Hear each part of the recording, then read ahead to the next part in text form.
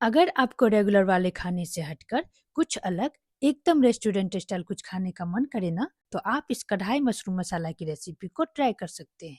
ये बहुत जल्दी बन जाते हैं और जिस तरीके से मैंने इसे बनाकर आपको दिखाया है, अगर आप उस तरीके से बनाएंगे तो इसका टेस्ट एकदम नेक्स्ट लेवल का आएगा। ये एकदम मस्ट ट्राई वाली रेसिपी है। तो कढ़ाई मशरूम मसाला बनाने के लिए मैंने यहाँ पर 400 ग्राम मशरूम ले लिया है। ये बिना पानी वाले मशरूम है। इससे इस सब्जी का टेस्ट और भी अच्छा आता है। अब इन मशरूम को आपको एक बाउल में डालकर इसे कम से कम 2 पानी से अच्छे से वॉश कर लेना है, जिससे कि इस पर लगी धूल मिट्टी निकल जाए। मशरूम को धोने के बाद हम इसे एक प्लेट पर छान लेंगे ताकि इसका एक्स्ट्रा पानी निकल जाए। अब मशरूम को मैं यहाँ पर पीसेज में काट रही हूँ। तो आपको इसके डंठल को पूरा नहीं काटना है। अगर डंठल बड़े हो तो आप इसके डंठल को थोड़ा सा काट लें और जो डंठल छोटे हो उसे ऐसे ही रहने दें। तो यहाँ पर मैंने सिर्फ इसे 2-2 टुकड़ों में ही काटा है। आप अपने मनपसंद साइज में इसे काट सकते हैं। अब इसे हम साइड में रखेंगे और इसके बाद एक चॉपर में डालेंगे लहसुन। तो यहाँ पर मैंने एक पूरे लहसुन को छील कर लिया था। इसके साथ ही इसमें 1 इंच अदरक का टुकड़ा और 5 से 6 हरी मिर्च को भी डाल देंगे और इसे चॉप कर लेंगे। इस तरह से चॉप करके डालने से सब्जी बहुत ही ज्यादा टेस्टी बनेगी। अब उसी चॉपर में 2 बड़े साइज के टमाटर को भी पीसेज में काटकर आपको टमाटर को चॉप कर लेना है। इससे सब्जी की ग्रेवी बहुत अच्छी बनती है। अब 3 प्याज को भी चॉपर में ही चॉप कर लें। अब सारी बेसिक सी चीजें हमारी रेडी हैं। तो अब हम गैस पर एक कढ़ाई को चढ़ा देंगे और इसमें डालेंगे सरसों का तेल। तेल के हल्का गर्म होते ही हमें इसमें कुछ खड़े मसाले डालने हैं, जिसमें मैंने डाला है 2 तेज पत्ता, 1 टुकड़ा दालचीनी का, 2 बड़ी इलायची और 3 से 4 पीस लौंग। इसके बाद डालेंगे थोड़े से जीरा। जीरा के चटकते ही मैंने इसमें चॉप किए हुए प्याज को डाल दिया है और अब हम प्याज को हल्का सा सॉफ्ट होने तक भून लेंगे। और जब प्याज सॉफ्ट हो जाए तो आप इसमें चॉप किए हुए लहसुन, अदरक और मिर्च को भी इसके बीच में डाल दें। अब सारी चीजों को आपको अच्छे से भुनना है, लो टू मीडियम फ्लेम पर। अब ये सारी चीजें भुन गई हैं, तो अब हम इसमें चॉप किए हुए टमाटर को भी डाल देंगे और इसे भी अच्छे से भून लेंगे। तो जब तक टमाटर हमारे भुन रहे हैं तब तक हम गैस का फ्लेम लो कर देंगे।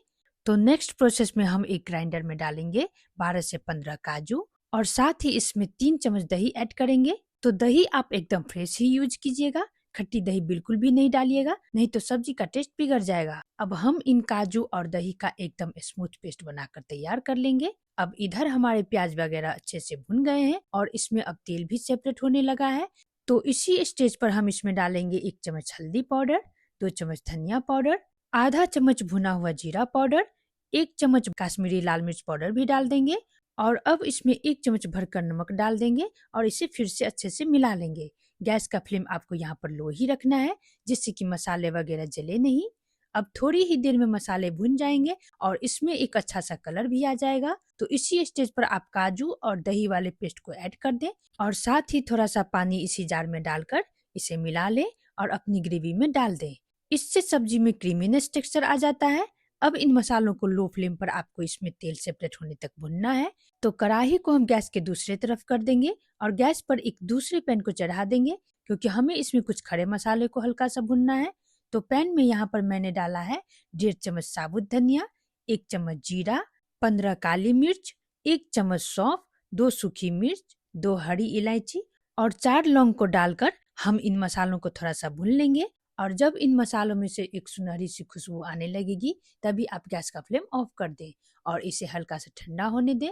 और जब मसाले हल्के से ठंडे हो जाएं तो इसे ग्राइंडर या खलबट्टे में डालकर एकदम दरदरा ही कूट लें। ध्यान रहे कि इन मसालों को आपको एकदम महीन पाउडर नहीं बनाना है, एकदम इसी तरह का दरदरा पाउडर ही आपको तैयार करना है। अब वापस से उसी पैन में थोड़ा सा बटर डालकर इसे थोड़ा सा फैला लें। इसके बाद हम इसमें अपने कटे हुए मशरूम को डाल देंगे और इसके साथ ही आपको इसमें 2 प्याज को बड़े बड़े टुकड़ों में काटकर और इसके पेटल्स को अलग करके इसी मशरूम में डाल देना है और इसे हल्का सा भून लेना है, जिससे कि हल्के से ये सॉफ्ट हो जाए।